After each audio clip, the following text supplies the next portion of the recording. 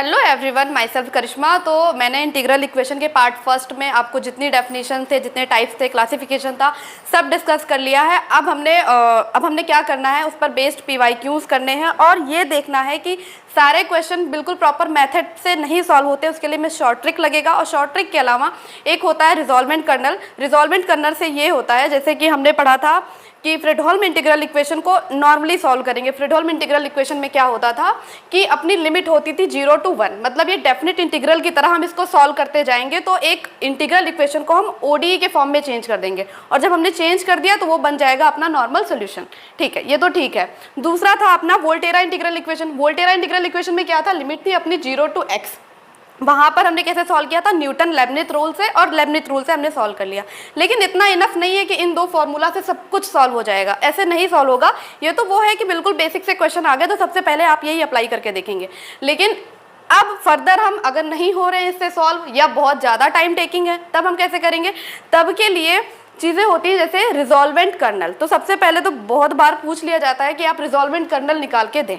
ठीक है, कर्नल से ही बनता है रिजॉल्वेंट कर्नल। अभी हम डिस्कस करेंगे कैसे। सबसे पहले तो हमने जो भी पार्ट फर्स्ट में पढ़ा है उसको एक बार समराइज कर लेते हैं, जिससे आपको चीज़ें आप कनेक्ट कर पाएँ। अगर आपके पास टाइम नहीं है अभी पार्ट फर्स्ट देखने के लिए तो आप यहीं से चीज़ें कनेक्ट कर पा रहे होंगे, इसलिए मैं पहले चार्ट आपको पूरा समझा देती हूँ। चार्ट में क्या है, इंटीग्रल इक्वेशन है, दो टाइप के होते हैं, linear and non linear. Linear में लीनियर और नॉन लीनियर तीन टाइप के तो होते हैं, फ्रेडहोल्म, वोल्टेरा एंड सिंगुलर। ठीक है, फ्रेडहोल्म में क्या होता था कि लिमिट फिक्स होती थी, वोल्टेरा में क्या होता था लिमिट वेरी करती थी, और सिंगुलर में क्या होता था कि अपर एंड लोअर लिमिट में से या तो दोनों इनफाइनाइट होंगे या कोई एक इनफाइनाइट होगा, या तो डोमेन जो भी गिवन डोमेन होगा उसमें कर्नल अनबाउंडेड हो रहा होगा। ये था सिंगुलर की डेफिनेशन। ओके, अब हमने देखा कि फ्रेडहोल्म और वोल्टेरा तीन टाइप से डिवाइड करेंगे हम, जिस पर डिपेंड करे, जो किस पर डिपेंड करेगा, अल्फा एक्स पर। ठीक है, अब अल्फा एक्स क्या है, तो सबसे पहले हमें पता होना चाहिए कि इंटीग्रल इक्वेशन का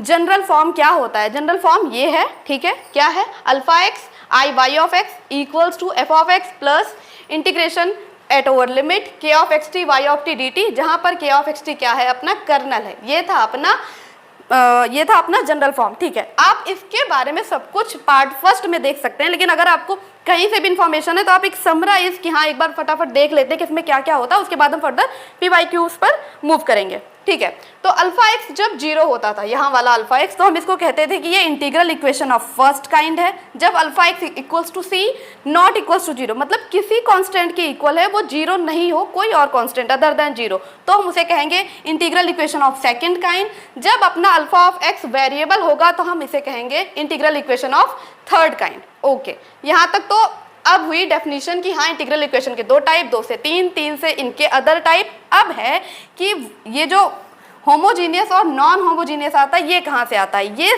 सिर्फ अल्फा एक्स इक्वल्स टू सी के लिए काम करेगा। जब अपना इंटीग्रल इक्वेशन सेकंड काइंड का बन रहा होगा तब हम बात करेंगे होमोजीनियस और non homogeneous type integral equation की। अच्छा, वहाँ पर था कि मैंने एक जनरल फॉर्म लिखा था g of x equals to करके, तो कन्फ्यूजन हो रही थी कि जनरल फॉर्म जब ये है तो g ऑफ x कहाँ से आया। तो यहाँ से कन्फ्यूजन क्लियर करते हैं कि जब अल्फा एक्स इक्वल्स टू सी है कोई और कांस्टेंट, तो यहाँ पर कोई भी कांस्टेंट है, let consider 2, I of y of x कुछ भी हो सकता है, हमने कंसीडर किया x। ठीक है, एफ ऑफ एक्स डिपेंड करेगा चाहे होमोजीनियस लो या नॉन होमोजीनियस लो, हमने होमोजीनियस लिया तो यहाँ पर 0। ठीक है, प्लस यहाँ पे जो भी आप लिमिट रखेंगे ये वाली वैल्यू एज इट इज़। तो जो आपका मैंने g of x equals to एक फॉर्म दिया था, वो फॉर्म यहाँ से आएगा, बिल्कुल ऐसे। ठीक है, तो ये था सारा समराइज। अब हम देखेंगे इसके बारे में PYQs कैसे करेंगे। PYQs में सबसे पहले हम देखेंगे कि रिजॉल्वेंट कर्नल का प्रॉपर मेथड क्या होता है। जब आप देखेंगे कि प्रॉपर मेथड इतना टाइम टेकिंग है, बहुत सारे स्टेप्स हैं जो आपको याद करने हैं, फिर मैं आपको शॉर्ट ट्रिक दूंगी तो आपको समझ में आएगा कि हाँ हम किस चीज़ का शॉर्ट ट्रिक पढ़ने जा रहे हैं, जिससे चीज़ें आपको ईजी तो लगेंगी लेकिन कुछ बेनिफिशियल भी होना चाहिए ना, कि ईजी हर चीज़ ईजी चीज़ जरूरी नहीं है कि हमारे काम की हो। जब आप देखेंगे कि हाँ जो क्वेश्चन 4 मिनट 5 मिनट में हो रहा है, कि अगर आप एंट्रेंस एग्जाम में करने लग जाएं तो 2-4 क्वेश्चन का टाइम तो एक क्वेश्चन ले जाएगा, तब आप सोचेंगे कि हाँ शॉर्ट ट्रिक से अगर हम कर लें तो जल्दी से सॉल्व भी हो जाएगा और टाइम भी टेकिंग नहीं रहेगा। ओके, तो हम नेक्स्ट क्वेश्चन अभी ओके, तो अब हम क्या करने वाले हैं कि रिजॉल्वमेंट कर्नल के बारे में बहुत पढ़ लिया, लेकिन ये है क्या, निकालेंगे कैसे, सॉल्व कैसे करेंगे, प्रॉपर मेथड क्या है और शॉर्ट ट्रिक कौन से वाले टाइप में है, कौन से वाले टाइप में नहीं है, ये सब हम पढ़ेंगे। देखो बेसिकली रिजॉल्वमेंट कर्नल क्या होता है कि जब क्वेश्चन नॉर्मली नहीं सॉल्व हो रहा हो, ठीक है, के ऑफ एक्स टी जो भी कर्नल गिवन होगा वहाँ से हम नहीं सॉल्व कर पा रहे हैं, चाहे न्यूटन लेबनिज लगा के या डेफिनेट इंटीग्रल से कैसे भी, तब हमारे माइंड में आना चाहिए कि हमें इस क्वेश्चन को रिजॉल्वमेंट कर्नल से सॉल्व करके देखना चाहिए। तो रिजॉल्वमेंट कर्नल है क्या, देखो सबसे पहले तो दो टाइप में होंगे। फर्स्ट है इटरेटिव और रिजॉल्वेंट कर्नल हम Volterra integral equation of second kind के लिए भी निकालेंगे और Fredholm integral equation of second kind के लिए भी निकालेंगे। अच्छा, हमने ध्यान दिया हो तो जो मैंने चार्ट बनवाया था वहाँ पे अल्फा एक्स इक्वल्स टू जब सी होता था नॉट इक्वल्स टू 0, तभी हम उसे होमोजीनियस और नॉन होमोजीनियस वाले में क्या करते थे, फर्दर क्लासीफाई करते थे, ठीक है। तो उसी सबको ध्यान में रखते हुए कि हाँ वहाँ पर सेकंड काइंड की बात हो रही होती थी, जब अल्फा एक्स इक्वल्स टू सी है नॉट इक्वल्स टू 0 है, इट मीन्स वो सेकंड काइंड है, तब हम जाके फर्दर सॉल्व करते थे होमोजीनियस के लिए या नॉन होमोजीनियस के लिए। तो यहाँ पर ये जो दो पर्टिकुलर फॉर्मूला हैं या मेथड हैं, ये उसी वाले टाइप के लिए है जो जिसमें अपना इंटीग्रल इक्वेशन सेकंड काइंड का होता है, ठीक है। ठीक है, अभी हम प्रॉपर मेथड देखते हैं।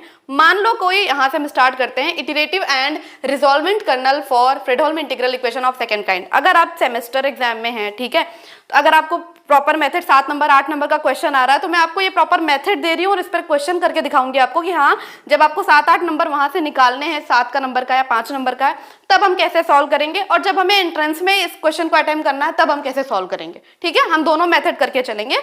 ओके, तो क्वेश्चन क्या है, इसका मेथड क्या है कि कंसीडर द इंटीग्रल इक्वेशन। हमने कंसीडर किया कि कोई इंटीग्रल इक्वेशन कैसा है, y of x equals to f of x plus lambda times integration of a to b, integration from a to b k of x t y of t dt। तो जब limit fix है तो यहाँ से तो समझ में आ गया कि फ्रेडहोल्म इंटीग्रल इक्वेशन की बात कर रहा है, ठीक है।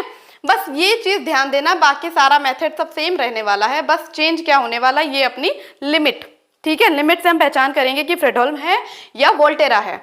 तो एक इंटीग्रल इक्वेशन इस टाइप से गिवन होगी जो कि क्या है, फ्रेडहोल्म इंटीग्रल इक्वेशन है। तो उसके लिए एक यूनिक सॉल्यूशन हम कैसे निकालेंगे, कि y of x equals to f of x plus lambda times, सब कुछ सेम रहने वाला है जो अपना इंटीग्रल इक्वेशन में गिवन था, वही सब कुछ, लिमिट भी वही, सब कुछ सेम। चेंज क्या होगा कि कर्नल ऑफ, मतलब कि कर्नल की जगह पे रिजॉल्वेंट कर्नल आ जाएगा, बाकी सब कुछ सेम रहेगा, ठीक है। जब रिजॉल्वेंट कर्नल आएगा ना, तो रिजॉल्वेंट कर्नल की अब हमें फाइंड आउट करना पड़ेगा कि कर्नल से रिजॉल्वेंट कर्नल हम कैसे निकालते हैं। तो उसका प्रोसेस है कि रिजॉल्वेंट कर्नल कैसे निकालेंगे, n equals to 0 to infinity lambda to the power n kn plus 1 xt। मतलब कि जो अपना कर्नल गिवन होगा ना, उसको इटरेट कर करके कौन सी पावर तक ले जाएंगे, n प्लस 1 तक लेकर जाएंगे और उसके बाद यहाँ पर पुट कर देंगे समेशन के फॉर्म में, फाइनाइट। ओके, तो अब kn प्लस 1 xt कैसे निकालेंगे, इसके लिए ये फॉर्मूला है कि जो भी kn plus 1 xt, k1 of xt तो हम k ऑफ xt को मान लेंगे। जब हम k2 ऑफ xt सॉल्व करने जा रहे होंगे तो k2 ऑफ xt के लिए फॉर्मूला लगेगा t2x k of xz k1 of zt dz। इस तरह से हमें सॉल्व करना है क्वेश्चन। दिखने में थोड़ा सा टिपिकल है, अभी मैं क्वेश्चन करके बताऊंगी तो आपको समझ में आएगा कि हाँ क्वेश्चन हम कैसे करेंगे। क्वेश्चन में इतना टफ नहीं है, लेकिन अब इसमें प्रॉपर जनरल फॉर्म लिखना रहता है तो लग रहा है कि पता नहीं क्या है इतना बड़ा बड़ा। अब इसमें देख लेते हैं, जो ये Volterra integral equation of second kind के लिए जब हम इटरेटिव एंड रिजॉल्वेंट कर्नल निकालते हैं तो हम क्या करते हैं, तब के लिए हमें कुछ नहीं करना है। अपना क्वेश्चन जैसे यहाँ पर लिमिट गिवन थी a टू b है, बाकी सब कुछ सेम, वैसे यहाँ पर होगा कि लिमिट गिवन होगी 0 टू x, क्योंकि ये वोल्टेरा के लिए बात कर रहा है। बाकी सब कुछ सेम। जब हम चेंज करेंगे क्वेश्चन, इसमें मैंने नहीं लिखा है मतलब कि कौन से वाले को किस में चेंज कर रहे हैं, ये वाली चीज यहीं से कंसीडर करो कि इसमें कोई इंटीग्रल इक्वेशन कैसी गिवन होगी, y of x equals to f of x plus lambda times integration 0 to x k of xt y of t dt, ऐसे गिवन होगा यहाँ के लिए, क्योंकि ये वोल्टेरा टाइप की हम बात करने जा रहे हैं। ऐसा गिवन होगा तो उसका हम सोल्यूशन कैसे निकालेंगे, उसके सोल्यूशन के लिए हम उसमें k ऑफ xt की जगह r ऑफ xt लैम्डा कर देंगे। सिर्फ क्या चेंज करेंगे, कर्नल को रिजॉल्वेंट कर्नल में चेंज करेंगे।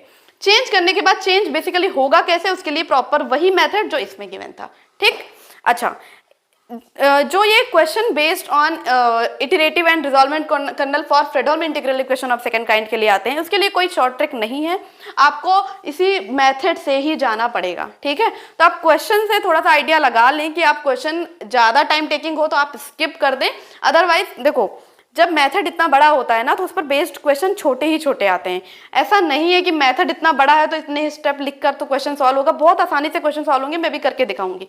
और अगर क्वेश्चन बड़ा है, ठीक है, उसका सोल्यूशन भी बड़ा है इस मेथड से, ठीक है, तो पक्का है कि उसके लिए कोई शॉर्ट ट्रिक हो रहा होगा। तो इस वाले मेथड के लिए, लाइक फ्रेडहोल्म इंटीग्रल इक्वेशन के लिए तो कोई शॉर्ट ट्रिक नहीं है रिजॉल्वेंट करने निकालने के लिए, लेकिन Volterra integral equation of second kind के लिए शॉर्ट ट्रिक है। शॉर्ट ट्रिक क्या है? जो भी अपनी k ऑफ xt गिवन, जो भी अपना k ऑफ xt गिवन होगा, मतलब जो भी कर्नल गिवन होगा, कर्नल से ही तो हम रिजॉल्वेंट कर्नल के लिए बात कर रहे हैं, तो जो भी कर्नल गिवन होगा उसकी वैल्यू हम फाइंड आउट करेंगे अपर लिमिट पर और लोअर लिमिट पर। अगर अपर लिमिट और लोअर लिमिट दोनों पर उस कर्नल की वैल्यू 0 नहीं आ रही है, नॉन जीरो आ रहा है, ठीक है, तो उसके लिए आर ऑफ एक्स टी मतलब रिजॉल्वेंट कर्नल, डायरेक्ट फॉर्मूला है कि उसके लिए रिजॉल्वेंट कर्नल क्या हो जाएगा, k of x t into e to the power lambda times x minus t.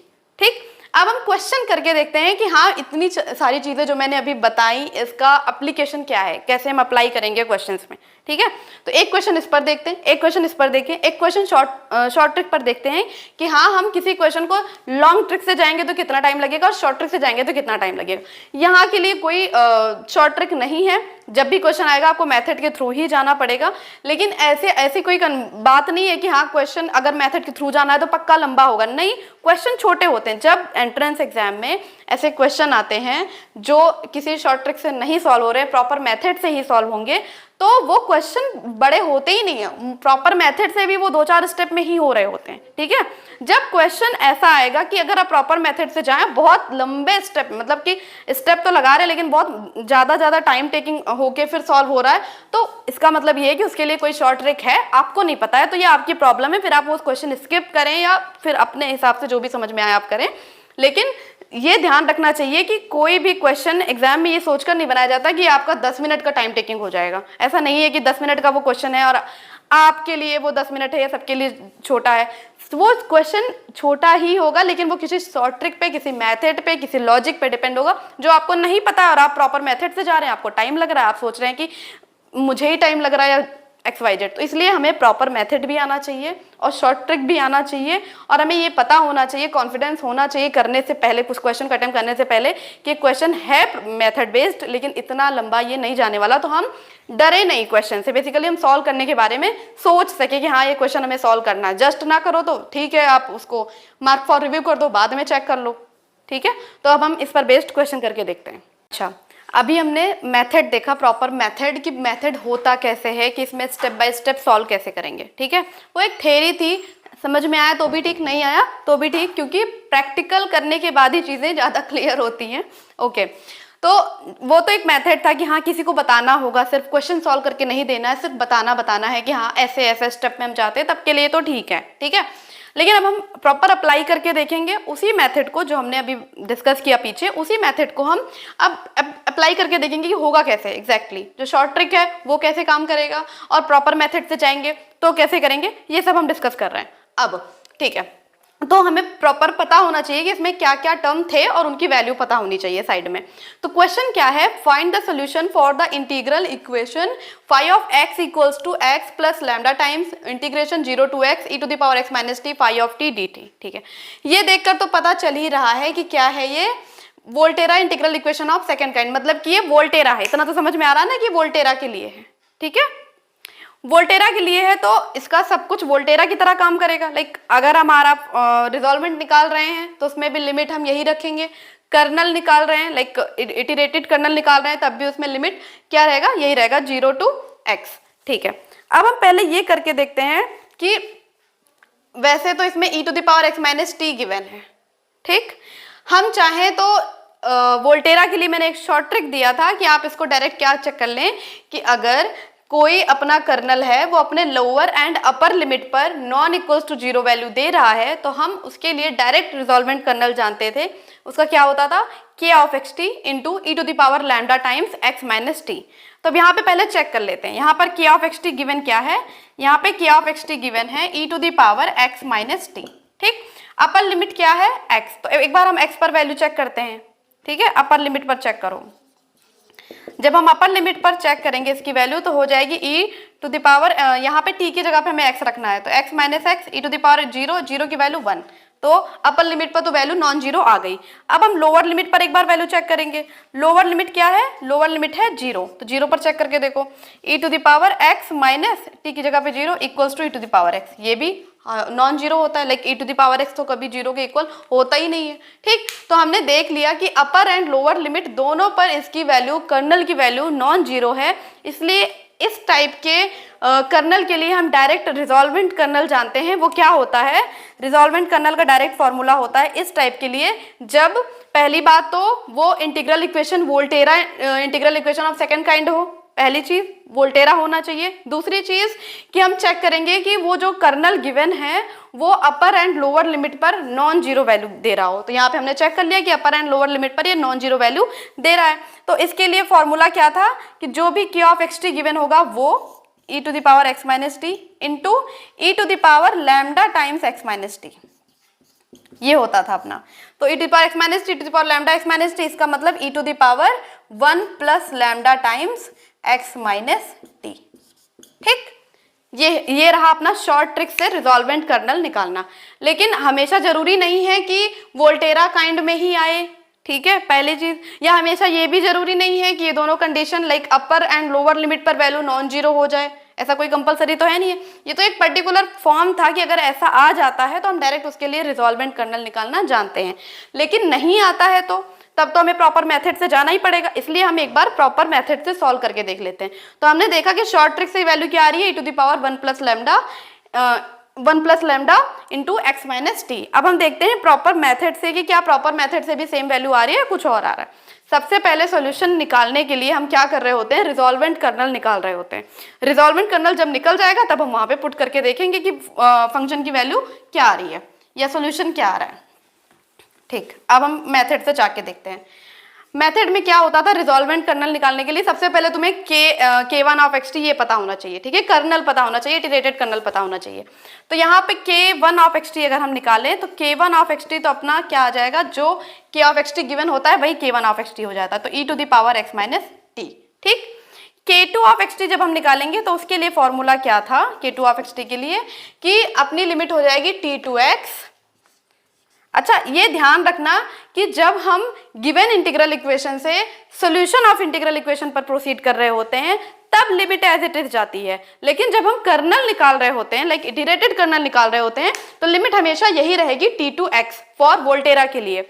और जब हम फ्रेडहोल्म में निकाल रहे होंगे तो लिमिट हमेशा a टू b रहेगी। ठीक है, तो ये कुछ चीजें हैं जो हमें नोट करके चलना है। अभी और चीज देखेंगे रिजॉल्वेंट कर्नल में और क्या होता है, जब हम सॉल्यूशन में और क्या होता है कि जब हम सॉल्व कर रहे होते हैं तो ये इसका सॉल्यूशन में सब कुछ सेम रहता है। यहाँ पर x है, यहाँ पर f ऑफ x है, सब कुछ सेम रहेगा, लेकिन यहाँ पर जो f ऑफ t है ना ये चेंज होगा। ये पूरा अंदर का सब कुछ चेंज हो जाता है, सारी वैल्यू चेंज हो जाती है। सिर्फ ये नहीं कि k of x Z change, sorry सिर्फ ये नहीं होता कि k of x T change हुआ, ये तो चेंज होगा, ये भी चेंज होगा। यहाँ पे फाई ऑफ t की जगह f ऑफ t आ जाता है। तो आपको चेंज नोट करके चलना है, और ये ऐसे नोट करने से तो कुछ हो नहीं जाएगा, आप क्वेश्चन करें, क्वेश्चन के थ्रू ही समझ में आएगा। तो मैंने भी बताया कि k1 ऑफ एक्स टी अपना गिवन था e to the power x minus t, क्योंकि k1 ऑफ एक्स टी जो भी given k of x t होता है उसी को बोल देते हैं। k2 ऑफ एक्स टी से हम फॉर्मूला लगाएंगे t to x, k of x z होता है। जब हम k ऑफ एक्स जेड करेंगे, ये है k of x Z, k of x T है ये, ठीक है। जब हम k ऑफ एक्स जेड निकालेंगे तो वो क्या हो जाएगा, e to the power x minus Z.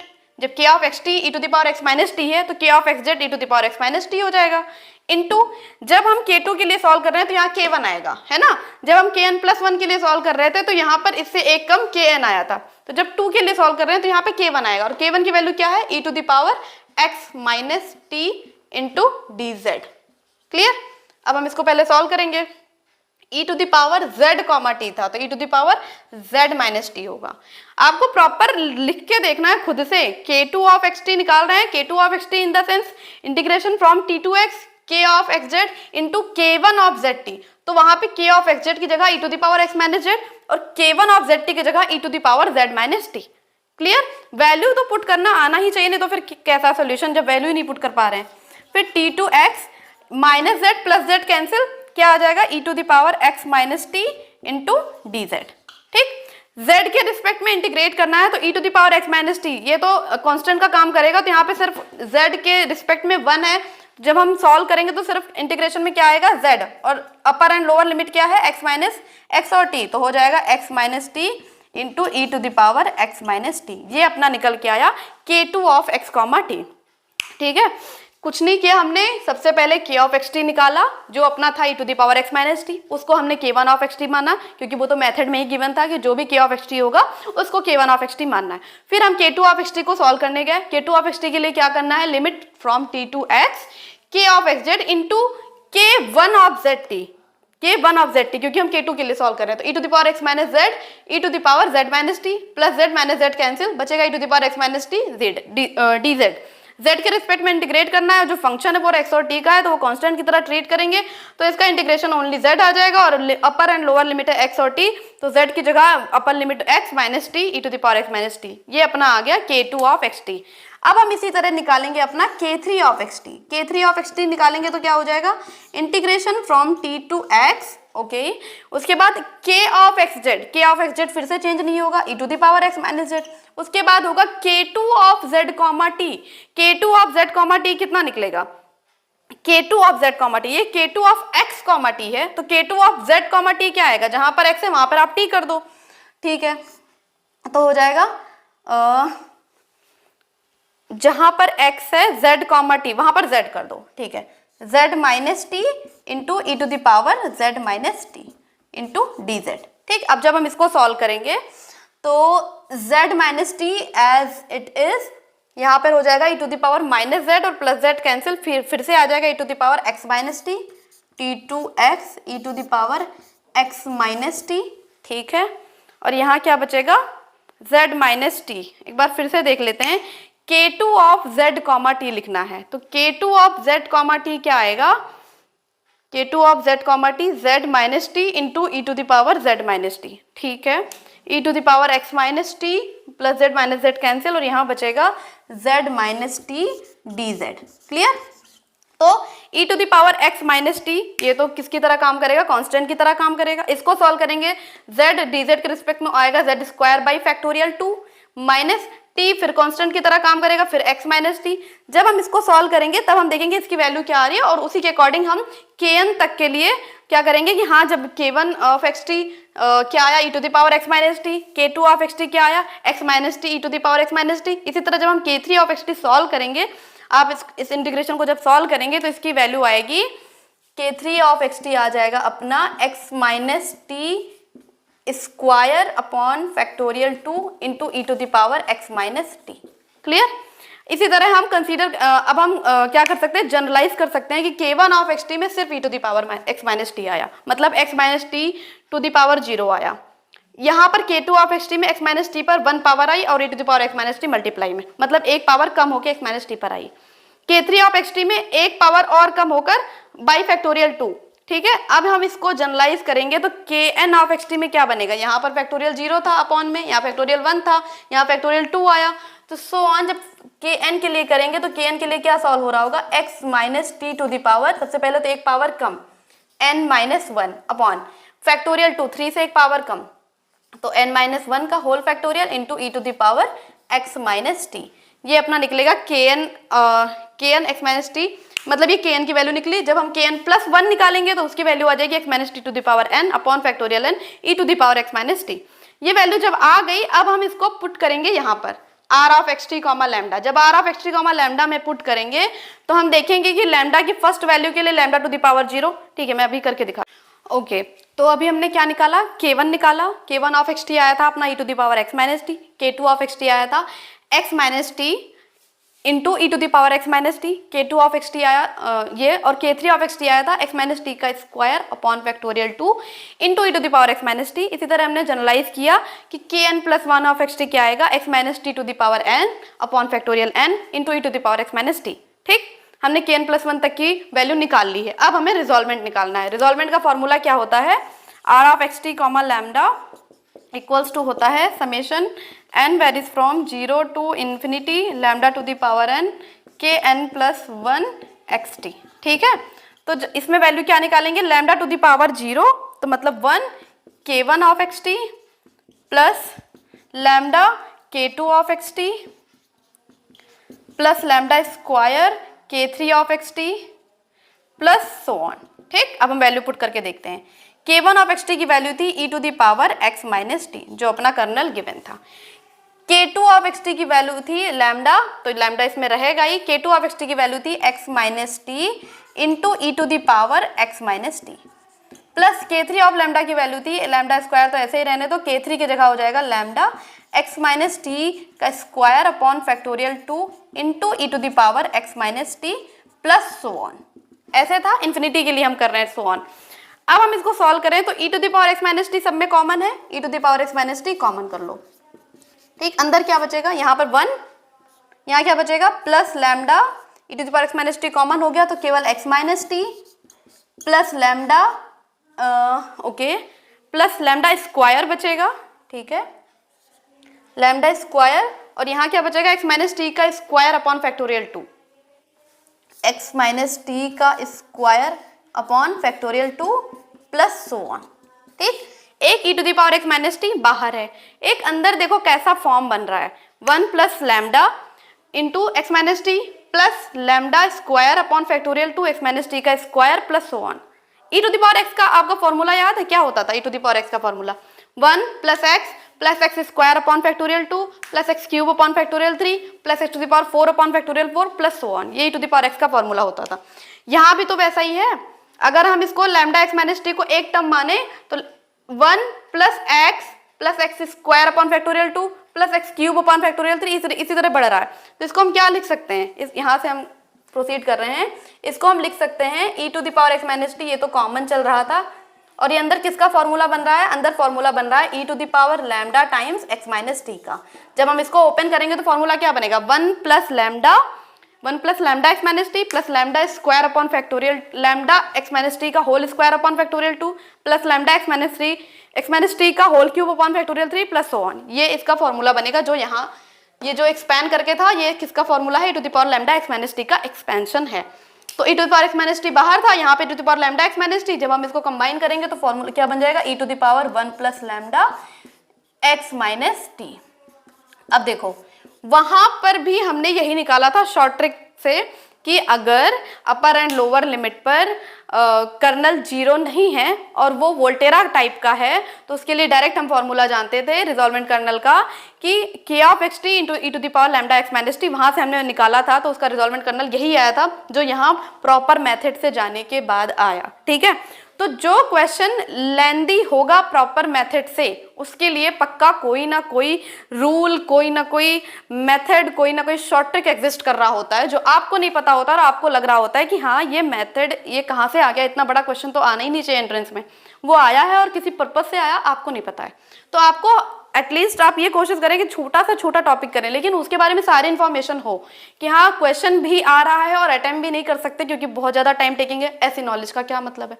हाँ, अगर आप एंट्रेंस के लिए ना पढ़ के सेमेस्टर के लिए कर रहे हैं, 7-8 नंबर के लिए आपको है कि हाँ मुझे 7-8 नंबर यहाँ से मिलने हैं, 7-8 नंबर का क्वेश्चन है, फिर आप प्रॉपर मेथड से जाएँ, क्योंकि वो स्टेप मार्किंग करेंगे, फिर आप इतने शॉर्ट ट्रिक उनको दे रहे होंगे तो वो आपको 2 नंबर दे के हटा देंगे, उससे आपका लॉस है। तो ये आपको जज करना है कि आप कहाँ के लिए पढ़ रहे हैं और कैसे पढ़ रहे हैं और कैसे अप्लाई करेंगे। तो मैंने यहाँ पर बताया कि ये रिजॉल्वेंट कर्नल प्रॉपर मेथड से कैसे निकलेगा और शॉर्ट ट्रिक से कैसे निकलेगा। मैंने प्रॉपर मेथड से इसलिए बताया क्योंकि प्रॉपर मेथड अगर हम फ्रेडहोल्म इंटीग्रल इक्वेशन के लिए कर रहे होते हैं तो वहाँ तो शॉर्ट ट्रिक है ही नहीं, वहाँ तो मेथड से ही जाना है। तो आपको आइडिया लग गया कि मेथड से इस तरह से जाते हैं। ठीक है, कि आप एक एक स्टेप सॉल्व करते जाओ, फाइनली एक रिजॉल्वेंट कर्नल निकल के आएगा। अब हम अगर इसके सॉल्यूशन की बात करें तो सॉल्यूशन क्या बन जाएगा, phi of x equals to f of x plus lambda times 0 to x r of x t comma lambda की जगह पे वैल्यू क्या हो जाएगी, e to the power 1 plus lambda x minus t, यहाँ पर ये रख देंगे और एफ ऑफ टी रखेंगे। यहाँ पर फाई ऑफ टी था, लेकिन जब हम इसको सॉल्व कर रहे हैं बाई मेथड तो यहाँ पे फाई ऑफ टी की जगह एफ ऑफ टी हो जाएगा। एफ ऑफ टी की वैल्यू यहाँ पर एक्स है, एफ ऑफ एक्स की वैल्यू, तो एफ ऑफ टी की वैल्यू क्या हो जाएगी टी, और r of x t comma lambda की वैल्यू क्या हो जाएगी, e to the power 1 plus lambda into x minus t, और एफ ऑफ एक्स तो एक्स है। तो माइनर सी चीज़ें जो ध्यान रखनी है। सबसे बड़ी मिस्टेक यहाँ पर नहीं ध्यान होता है कि फाई ऑफ टी यहाँ है तो यहाँ पर यहाँ वाली वैल्यू नहीं रखनी है। जब हम सॉल्व करने जा रहे हो तो रिजॉल्वेंट की हेल्प से, तो यहाँ एफ ऑफ एक्स की वैल्यू के लिए हम चेंज करेंगे एफ ऑफ टी, यहाँ पर फाई ऑफ टी नहीं है, एफ ऑफ टी है। ठीक है, तो जो जनरल टर्म लिखे हुए हैं ना f of t, phi of t, इसको भी बहुत ध्यान से करना है, क्योंकि आपने अगर गलत वैल्यू एंट्री करा दी यहाँ पर, फिर उसको कितना भी सॉल्व कर ले मेथड गलत हो गया फिर, क्योंकि मेथड का एक एक एक टर्म है कि हाँ इसको यहाँ रखना है, सॉल्यूशन में फाई ऑफ टी नहीं होगा, एफ ऑफ टी होगा। क्वेश्चन में कर्नल ऑफ एक्स टी था, सॉल्यूशन में resolvent of x t comma lambda है। Resolvent of x t comma lambda, resolvent निकालना शॉर्ट ट्रिक से भी आना चाहिए, बाई मेथड भी आना चाहिए। अगर हम बाई मेथड कर रहे होते हैं तो बहुत ज़्यादा टाइम टेकिंग वाला क्वेश्चन नहीं आएगा एग्जाम में, और अगर ज़्यादा टाइम टेकिंग वाला क्वेश्चन है तो वो शॉर्ट ट्रिक से हो रहा होगा। ठीक है, तो आई होप कि आपको ये चीज़ें क्लियर हो गई होंगी कि अगर क्वेश्चन नॉर्मली लेबनिथ रूल से या डेफिनेट इंटीग्रल से हम नहीं सॉल्व कर पा रहे हैं, लाइक हम इंटीग्रल इक्वेशन को ओडी में नहीं कन्वर्ट कर पा रहे हैं, तो उसके लिए और फॉर्मूला होते हैं और मेथड होते हैं। वो उसमें जो दो मेन मोस्ट इंपॉर्टेंट मेथड थे वो मैंने डिस्कस किए, इटरेटिव और रिजॉल्वेंट कर्नल की वजह से जो निकालते हैं। मैंने दोनों फॉर्म मेथड जितने थे मैंने डिस्कस किया और उस पर एक पूरा बेस्ड क्वेश्चन करके बताया कि शॉर्ट ट्रिक से चीज़ें कितना आसान है और बाई मेथड कितना लेंदी है। ठीक है, तो आपको दोनों चीज़ें आनी चाहिए, क्योंकि क्या पता आपके पास 10 मिनट है, एग्जाम में कुछ भी नहीं आ रहा, तो आप फिर ना डरे ना, आपको मेथड से आता तो आप बाई मेथड जाएं। कभी कभी इतना हम फ्रिक्वेंट हो जाते हैं कि हम बाई मेथड ही चले जाते हैं। ये हमेशा के लिए अच्छी बात नहीं है, लेकिन हाँ क्वेश्चन छोड़ने से तो अच्छा है कि आप बाई मेथड चले जाओ अगर आपको शॉर्ट ट्रिक नहीं याद आ रहा है तो। ठीक है, तो अब आई थिंक आइगन फंक्शन और आइगन वैल्यू, आइगन फंक्शन हाँ ये निकालना रह गया, मैं आपको ये भी सिखा देती हूँ कि कैसे निकालते हैं। उसके बाद हम लाप्लास पढ़ेंगे, क्योंकि लाप्लास में बस आप ये देखेंगे कि लाप्लास की हेल्प से कुछ रिजॉल्वेंट कर्नल निकालना या कुछ चीज़ें करना थोड़ा आसान हो जाएगा। ठीक है, हर जगह एक ही मेथड नहीं लगेगा, सबके लिए अलग अलग रूल हैं, वो आपके माइंड में होना चाहिए। ठीक है, आपके माइंड में होना चाहिए कि आपको किस वाले रास्ते से जाना है। ठीक है, ये आपका डिसीजन है, आपको सारी चीज़ें प्रोवाइड कर दी जा रही हैं, अब ये आप पे डिपेंड करता है कि आप कितना कंज्यूम कर पा रहे हैं और किस हिसाब से इसको यूज़ करेंगे। ठीक है, ओके देखो कुछ चीज़ें हैं जो हमें ध्यान रखनी है क्वेश्चन करते टाइम। ठीक है, मेथड देख लिया, सब कुछ कर लिया, लेकिन अब जब हम क्वेश्चन करने जा रहे हैं तो कन्फ्यूज़न क्रिएट होती है कि हम ऑर्डिनरी डिफरेंशियल इक्वेशन को सॉल्व करने जा रहे हैं या फिर इंटीग्रल इक्वेशन को ओडी में करने जा रहे हैं या ओडी को इंटीग्रल में करने जा रहे हैं। तो हम जब ऐसा होता है कि जैसे हम अपना फर्स्ट वाला नोट डिस्कस करें कि जब वोल्टेरा इंटीग्रल इक्वेशन को जब हम क्या करने जा रहे हैं, सॉल्व करने जा रहे हैं, सॉल्यूशन निकालने जा रहे हैं, तो वो कोई डिफरेंशियल इक्वेशन बनेगा। ठीक है, तो जब वो डिफरेंशियल इक्वेशन बनेगा तो वो किस टाइप का बनेगा, है ना।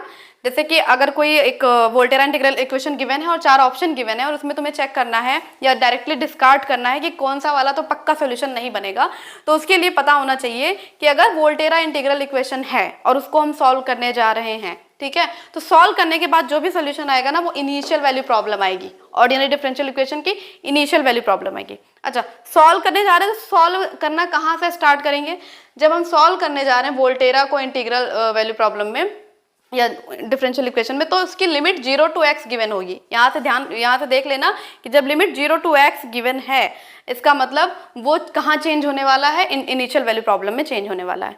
सेकंड क्या है कि जब फ्रेडहोल्म इंटीग्रल इक्वेशन गिवन होगा और उसे हमें सॉल्व करना है, सॉल्यूशन तक पहुंचाना है, तो जब वो सॉल्यूशन प्रॉपर बन जाएगा ना तो एक बाउंड्री वैल्यू प्रॉब्लम बनेगी। ठीक है, तो ऑप्शन में ऐसा होगा कि 2 इनिशियल वैल्यू प्रॉब्लम गिवन होंगे, 2 बाउंड्री वैल्यू प्रॉब्लम गिवन होंगे, तो 2 तो ऑप्शन डायरेक्ट डिस्कार्ड हो रहे होंगे, कभी कभी 3 डिस्कार्ड हो जाते हैं, 3 हो गए तो अपना काम ही हो जाएगा, है ना। तो इसलिए ये चीज़ें ध्यान रखनी चाहिए कि अगर हम क्वेश्चन मान लो सॉल्व कर रहे हैं, मेथड से जा रहे हैं, लेकिन हमारा कुछ इंटीग्रल इक्वेशन या का सॉल्यूशन ऐसा बनने वाला है जो शुरू तो वोल्टेरा से हुआ था लेकिन कन्वर्ट होता हुआ बाउंड्री वैल्यू प्रॉब्लम में दिख रहा है, इसका मतलब आपका सॉल्यूशन गलत है, आप वहीं से रुक जाएं और या तो फिर से सॉल्व करें या ना सॉल्व करें, है ना, टाइम ना वेस्ट हो। तो थोड़ा थोड़ा बेसिक आइडिया होना चाहिए कि हम किस डायरेक्शन में जा रहे हैं। वैसे तो प्रॉपर मेथड से ही क्वेश्चन सॉल्व होगा, लेकिन आप गलत डायरेक्शन में जा रहे हैं, इसके लिए तो कम से कम ये चीज़ें ध्यान में होनी चाहिए कि अगर हम वोल्टेरा इंटीग्रल इक्वेशन को सॉल्व करके डिफरेंशियल इक्वेशन में ले जा रहे हैं तो वो इनिशियल वैल्यू प्रॉब्लम में कन्वर्ट होगा, और हम फ्रेडहोल्म इंटीग्रल इक्वेशन को सॉल्व कर रहे हैं तो वो बाउंड्री वैल्यू प्रॉब्लम में चेंज होगा। ठीक है, सेकंड नोट क्या है कि अच्छा ठीक है, हमने ये तो सीख लिया कि कौन किस में चेंज होगा, कि अगर इनिशियल वैल्यू प्रॉब्लम है उसको उल्टा सॉल्व करेंगे, लाइक डिफरेंशियल इक्वेशन को अगर हम इंटीग्रल इक्वेशन में ला रहे हैं तो इनिशियल वैल्यू प्रॉब्लम अगर वो डिफरेंशियल इक्वेशन की इनिशियल वैल्यू प्रॉब्लम है तो वो वोल्टेरा में चेंज होगी, और बाउंड्री वैल्यू प्रॉब्लम है तो वो फ्रेडहोल्म में चेंज होगी। ठीक है, इंटीग्रल इक्वेशन को जब ओडी में चेंज करते हैं ना तो हम क्या कर रहे होते हैं, डिफरेंशिएशन कर रहे होते हैं, क्योंकि इंटीग्रल इक्वेशन में इंटीग्रेशन गिवन होता है, इंटीग्रेशन को सॉल्व करना, लाइक इंटीग्रेशन को हटाना होता है, इंटीग्रेशन को हटाने के लिए हमेशा क्या करते हैं, डिफरेंशिएशन करते हैं। तो क्वेश्चन में डिफरेंशिएशन करते हुए जाना है। लाइक ऐसा नहीं है कि एक बार डिफरेंशिएट किया फटाफट आंसर आ गया, नहीं, कभी 2-4 स्टेप में डिफरेंशिएट करना पड़ जाएगा। मतलब एक बार डिफरेंशिएट किया फिर भी इंटीग्रेशन रह गया, फिर दूसरी बार किया, फिर तीसरी बार किया, तब तक करना जब तक इंटीग्रेशन का साइन हट ना जाए। तो जब हम इंटीग्रल इक्वेशन को ऑर्डिनरी डिफरेंशियल इक्वेशन में चेंज कर रहे होते हैं तो हमें डिफरेंशिएशन करते हुए जाना है तब तक जब तक उस क्वेश्चन में से इंटीग्रेशन पूरा हट ना जाए, ठीक है। और हटेगा भी कैसे, उसमें भी टाइप होगा कि वोल्टेरा है तो रिमूव होके, लाइक इंटीग्रेशन का साइन रिमूव होके एक इनिशियल वैल्यू प्रॉब्लम आनी चाहिए फॉर वोल्टेरा, एंड फ्रेडोल्म है तो इंटीग्रेशन का साइन रिमूव होके क्या आना चाहिए, बाउंड्री वैल्यू प्रॉब्लम आना चाहिए। अच्छा, अब नेक्स्ट क्या है कि जब हम ओडी से इंटीग्रल इक्वेशन में कन्वर्ट कर रहे होंगे तब हमें क्या करना है, क्वेश्चन तो कुछ भी आ सकता है कि आप इसका सोल्यूशन बताओ, पहला ये कि क्या ये इसका सोल्यूशन है, दूसरा ये, अब मतलब 2 हो गए ना क्वेश्चन, कि एक में होगा कि आपसे सॉल्यूशन पूछ लेगा, एक में कहेगा कि क्या ये इसका सॉल्यूशन है। तो दोनों को सॉल्व करने के मेथड अलग हैं, क्योंकि इसमें बेसिकली हम कर क्या रहे हैं, इंटीग्रल से डिफरेंशियल इक्वेशन में या डिफरेंशियल इक्वेशन से इंटीग्रल इक्वेशन में आ रहे हैं। तो हमें पता होना चाहिए कि जब हम डिफरेंशिएट करने जा रहे होंगे तो किसके रिस्पेक्ट में करेंगे, इंटीग्रेट करने जा रहे होंगे तो किसके रिस्पेक्ट में करेंगे, लिमिट क्या होगी, ठीक है। तो ये बेसिक से दो नोट हैं जो हमें तभी ध्यान आते हैं जब हम 50-60 क्वेश्चन कर चुके होते हैं और बहुत ज़्यादा दिमाग खराब हो चुका होता है कि कहाँ क्या लग रहा है बहुत कुछ, तब हमें अपने से समझ में आता, ओ यहाँ ऐसा हो रहा था, यहाँ ऐसा हो रहा था। तो 2 चीज़ें आपको बहुत बाद में समझ में आती, वो मैं पहले से ही बता के चल रही हूँ कि आप वो गलती ना करें और सिली मिस्टेक ना हो, क्योंकि ये सारी सिली मिस्टेक के मतलब अगर आप कर रहे होंगे तो सिली मिस्टेक की वजह से ये क्वेश्चन आपको गलत होगा। तो जो क्वेश्चन आपका सिली मिस्टेक की वजह से गलत होने वाला, मैं उतने से तो आपको बचा के चल रही हूँ, क्योंकि मैं सारा एक कंक्लूजन जो होता है ना एक असाइनमेंट को, एक पीवाई क्यूज को सब लगाने के बाद जो एक समरी निकलती है, लास्ट का जो कंक्लूजन निकलता है, मैं वो आपको बता के चल रही हूँ। अब आप ये सोचो कि सिर्फ उस कंक्लूजन से आपका पूरा प्रॉपर बिना सॉल्व करे आपका हो जाए, तो वो तो नहीं होगा, लेकिन हाँ सॉल्व करने के बाद आपके चांसेस बिल्कुल 0% हो जाएंगे कि हाँ वो क्वेश्चन गलत नहीं होगा, क्योंकि आपको सारी इन्फॉर्मेशन है, ठीक है। तो हम क्या करेंगे, एक लास्ट कुछ रह गया इसमें, एक लास्ट टर्म और रह गया, हम वो भी डिस्कस कर लेते हैं, eigen value and eigen function वाला टॉपिक। उसके बाद ये इंटीग्रल इक्वेशन के बारे में जितना कुछ था वो डिस्कस हो चुका है। अब आप बस फर्दर क्वेश्चन सॉल्व करते जाएं और देखते जाएं कि कहाँ किस टाइप के क्वेश्चन बन रहे हैं सिर्फ इतनी इन्फॉर्मेशन से। अभी जब हम लाप्लास पढ़ेंगे तो वहाँ से देखेंगे कि बहुत सारे क्वेश्चंस ऐसे हैं जो हम जितना अभी तक हमने पढ़ा इतने से करने जाएंगे तो बहुत टाइम टेकिंग होंगे। फिर हम लाप्लास जब करेंगे तो मैं दिखाऊंगी कि लाप्लास की हेल्प से वो और इजीली सॉल्व हो रहे हैं। जैसे अभी हमने क्या देखा कि जब हम नॉर्मली कर्नल से क्वेश्चन सॉल्व कर रहे थे तो थोड़ा सा टफ हो रहे थे या सॉल्व नहीं हो रहे थे या बहुत ज़्यादा टाइम टेकिंग हो रहे थे, ऐसा हो रहा था। फिर हमने रिजॉल्वेंट और इटरेशन कर्नल देखा। अब उसी तरह अब हम क्या लाप्लास पढ़ेंगे तो उससे हम देखेंगे कि अच्छा अगर इस टाइप का आएगा तो फटाफट लाप्लास की हेल्प से हम सॉल्व कर सकते हैं, फिर वो चाहे ओडी हो या इंटीग्रल इक्वेशन हो। ठीक है, ठीक है। अब लास्ट की 1-2 चीज़ें और हैं वो हम और डिस्कस कर लेते हैं। सबसे पहले तो solution of homogeneous Fredholm integral equation of second kind with degenerate colonel.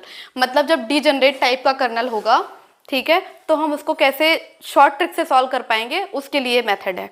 ठीक है, वैसे तो जो स्टार्टिंग में हमने पढ़ा था इंटीग्रल इक्वेशन से डिफरेंशियल इक्वेशन में चेंज करना by differentiating with definite integral, sorry integrating with definite integral, या फिर बाय न्यूटन लेबनिज़ रूल, ठीक है, वहाँ से भी हम सॉल्व कर सकते थे। लेकिन वो उसी काम को आसान करने के लिए हम ये मेथड पढ़ रहे हैं कि ये कुछ पर्टिकुलर फॉर्म है जिनको हम ऐसे सॉल्व कर सकते हैं और जल्दी सॉल्व हो जाएंगे। ठीक है, अब कंफ्यूज हो रहे होंगे कि एक के बाद एक मेथड आया जा रहा है, ये लास्ट मेथड है, इसके बाद कोई मेथड नहीं है, आपको बाय मेथड ही जाना पड़ेगा। लाइक जो है प्रीवियसली कि हाँ इंटीग्रेशन से डिफरेंशियल इक्वेशन में चेंज करने के लिए क्या करते हैं, जो मैंने स्टार्टिंग में बताया, उसको आपको वैसे ही जाना पड़ेगा। अगर आपको कोई मेथड कुछ नहीं पता है तो आप एक बार उस मेथड से जाके देखें, आपको खुद पता चलेगा कि ये मेथड जो बाद में इनको ईजी करने के लिए बने हैं वो कितने हेल्पफुल हैं। ठीक है, तो अब मैं यहाँ से देखती हूँ कि जब होमोजीनियस फ्रेडोल्म इंटीग्रल इक्वेशन होगा, और ध्यान रखना है कि डीजनरेट कर्नल जब गिवन होगा उसके लिए शॉर्ट ट्रिक है। मतलब एक क्वेश्चन है, जैसे ये गिवन है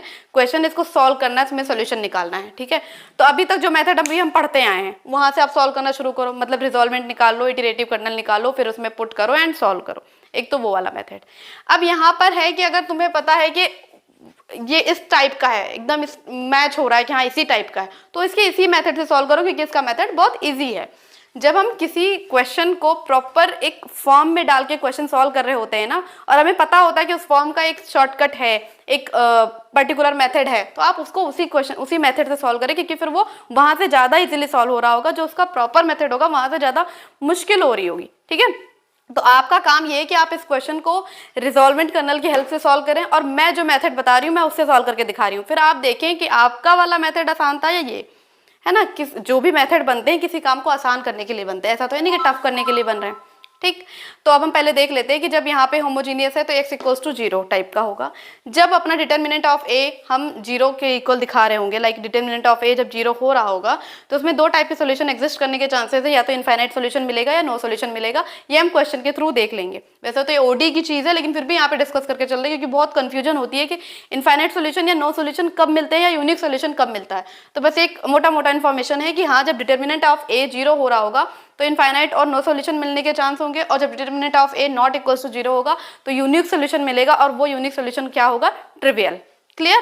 डेफिनेशन अब हम पढ़ते हैं क्या, कि जब हमें आइगन वैल्यू और आइगन फंक्शन निकालना होगा तब के लिए, कि the value of lambda for which eigen value has a non trivial solution is called eigen value.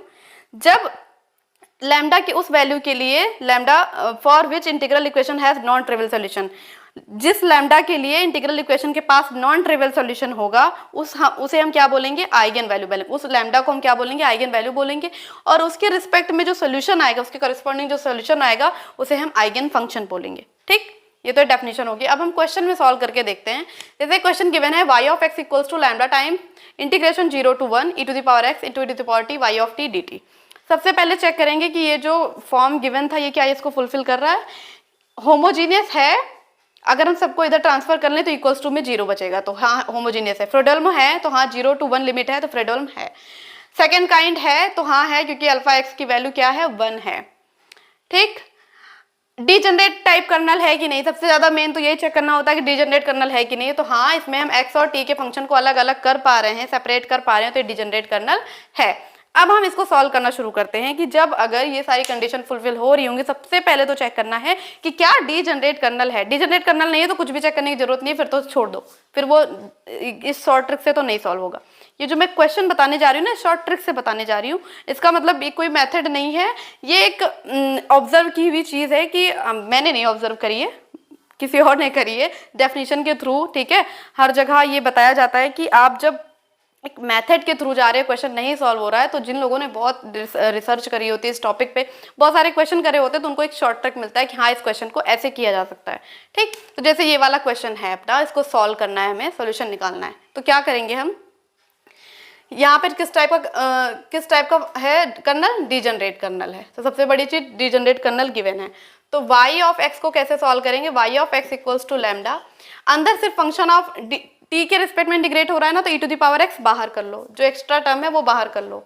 0 to 1 सिर्फ अंदर बचना चाहिए फंक्शन ऑफ t, ये हमने बचा लिया। ठीक है, पहला स्टेप ये था कि हमें क्या करना है कि जो भी फंक्शन अदर देन t है वो बाहर कर लो इंटीग्रेशन से, क्योंकि वो तो इंटीग्रेशन में कुछ पार्टिसिपेट कर नहीं रहा होगा, और जो फंक्शन ऑफ t है वो बस अंदर रखो। ये पहला स्टेप था अपना। दूसरे स्टेप में क्या करेंगे कि y of x equals to lambda e to the power x, और ये जो पूरा फंक्शन ऑफ t है इसको हम c1 या c कुछ मान लेंगे, हमने मान लिया c। ठीक, अब इसी c की वैल्यू निकालनी है और निकाल के इसमें पुट कर देना है। बस हम ये कह देंगे कि ये क्या बन गया? अपना सोल्यूशन बन गया। तो अब इसको सॉल्व करने का मेथड देखते हैं। c की वैल्यू क्या है? c की वैल्यू है 0 to 1 e to the power t y of t dt। ठीक, y of t, y of x की वैल्यू हमने क्या मानी है? Lambda e to the power x into c। तो y ऑफ t क्या निकलेगा? 0 to 1 e to the power t, y of t क्या निकलेगा? Lambda e to the power t into c। Clear? इसको पहले सॉल्व करो। लैम्डा c तो बाहर हो जाएगा, यहाँ पे c चल रहा था, c equals to lambda c, और अंदर क्या बचेगा? e to the power 2t, 0 to 1 e to the power 2t dt।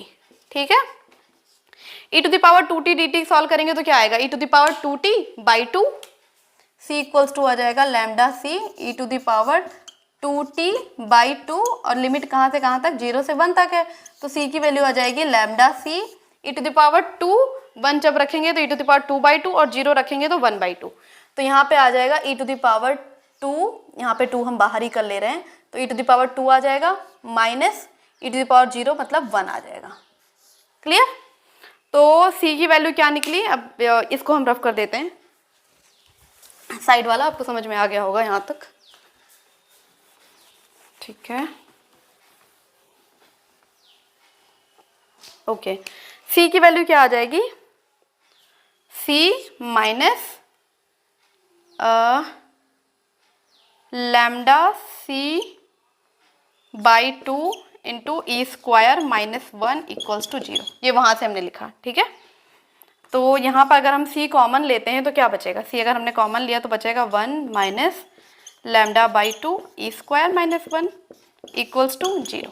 ठीक है, डेफिनेशन में क्या था कि हमें नॉन ट्रिवियल लैम्डा के लिए सॉल्व करना है, तो c की वैल्यू तो 0 हो नहीं सकती, हमें इसकी वैल्यू 0 रखनी पड़ेगी। ठीक है, तो जब हम इसकी वैल्यू 0 रखेंगे तो क्या हो जाएगा?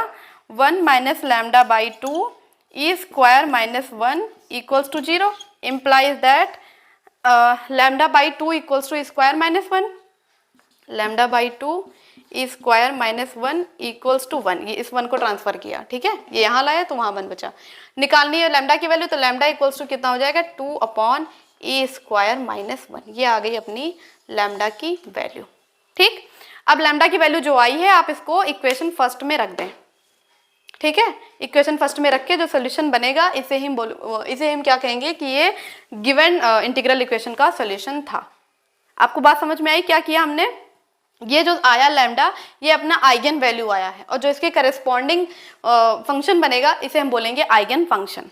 ठीक है, बात समझ में आई कि नहीं? क्या था कि क्वेश्चन अगर इस टाइप का है कि उसमें डीजनरेट कर्नल है, सबसे पहले तो चेक करना है कि क्या उसमें डीजनरेट कर्नल है। हाँ है, इसमें डीजनरेट कर्नल। उसके बाद हम क्या करेंगे, जो फंक्शन ऑफ टी है सबको अंदर रखेंगे, बाकी जितना भी फंक्शन है एक्स्ट्रा वो बाहर करेंगे, और बाहर करने के बाद जो फंक्शन ऑफ टी है उसको कोई नेक्स्ट क्या कंसीडर करेंगे? कोई कांस्टेंट कंसीडर करेंगे, फिर उस कांस्टेंट की वैल्यू अलग से निकालेंगे। निकालने के बाद वहां से एक लैम्डा की वैल्यू आएगी, और उस लैम्डा को फर्स्ट इक्वेशन जहां से हमने कंसीडर करना स्टार्ट किया था यहाँ पुट कर देंगे, और इसे कह देंगे कि ये जो लैम्डा की वैल्यू आई है इसे आइगन वैल्यू कहेंगे, और जो इसके करस्पॉन्डिंग फंक्शन आएगा इसे हम आइगन फंक्शन कहेंगे। इस तरह से ये क्वेश्चन हम सॉल्व करेंगे। ठीक है, तो जितने भी मेथड हमने पढ़े हैं वो क्वेश्चन को इजी करने के लिए पढ़े हैं, टफ करने के लिए नहीं पढ़े हैं। तो ये सोच के माइंड में मत रखना कि ये चीज़ें इतनी ज़्यादा हैं, इससे हमें और ज़्यादा दिक्कत होगी। आप क्वेश्चन सॉल्व करें, अपने मेथड से सॉल्व करें, कम से कम फॉर्मूला लगा के सॉल्व करें। आप खुद देखेंगे कितनी सारी दिक्कतें आ रही कि क्वेश्चन सॉल्व ही नहीं हो रहा है। हमें पता है कि इंटीग्रेशन करके होगा, हमें पता है डिफरेंशिएशन करके होगा, फिर भी नहीं हो रहा है। इसका मतलब ये है कि उसमें कुछ शॉर्ट ट्रिक लग रहा होगा जिससे वो चीज़ें थोड़ा आसान हो जाए, और शॉर्ट ट्रिक उसी को तो कहा जाता है मेथड। किसी ने हमसे पहले पढ़ ली, हमसे पहले जान लिया, तो उन्होंने मेथड बना दिया, हम उस पर क्वेश्चन कर रहे हैं। ठीक है, यही है ऑल अबाउट इंटीग्रल इक्वेशन। इसमें बिल्कुल हमने लाप्लास ट्रांसफॉर्मेशन का यूज़ नहीं किया, बिल्कुल लाप्लास ट्रांसफॉर्मेशन से अलग हटके सॉल्व किया है कि हमें अगर बिल्कुल भी नहीं पता होगा ना अबाउट लाप्लास ट्रांसफॉर्मेशन, तब भी हम सॉल्व कर पा रहे होंगे। बस हाँ, डिफिकल्टी इसलिए आ रही है क्योंकि बिना लाप्लास की चीज़ें टफ रहती हैं। अब जब हम लाप्लास पढ़ेंगे तो इन्हीं क्वेश्चंस को आप एक बार लाप्लास से ट्राई करके देखना, तो आप देखेंगे हाँ थोड़ा और आसानी हो रही है। ठीक है, तो अब हम नेक्स्ट लेक्चर में लाप्लास पढ़ेंगे, और हो सकता है तो उसी में मैं एप्लीकेशन दिखा दूंगी कि इनका ओडी और डिफरेंट ओडी में और इंटीग्रल इक्वेशन में क्या एप्लीकेशन है, क्योंकि मैंने तो प्रॉमिस किया था कि मैं 3 ही वीडियो में कराऊंगी, 2 वीडियो तो अभी पहले ही बन चुकी हैं, क्योंकि चीज़ों को ठीक से एलिब्रेट करने में ना लग जाता है टाइम। कि जब मुझे इतनी देर में समझ में आया था तो मैं कैसे एक्सपेक्ट करूंगी कि आपको तुरंत समझ में आ जाए? तुरंत तो समझ में आएगा नहीं। इसलिए मैं जितना ज़्यादा हो सक रहा है मैं बहुत डीप चल रही हूँ कि आपको चीज़ें क्लियर हों।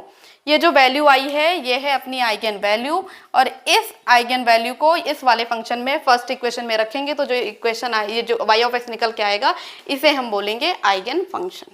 ठीक है, तो आप बस एक बार समराइज करें चीज़ों को, PYQs लगाएं, फिर भी नहीं लगते हैं तो मैं जब एग्जाम नज़दीक आ रहे होंगे तो मैं सबके PYQs एक तरफ से करवाऊंगी, तो आप फिर से एक बार रिवाइज कर लेना। ठीक है, ओके, बाय।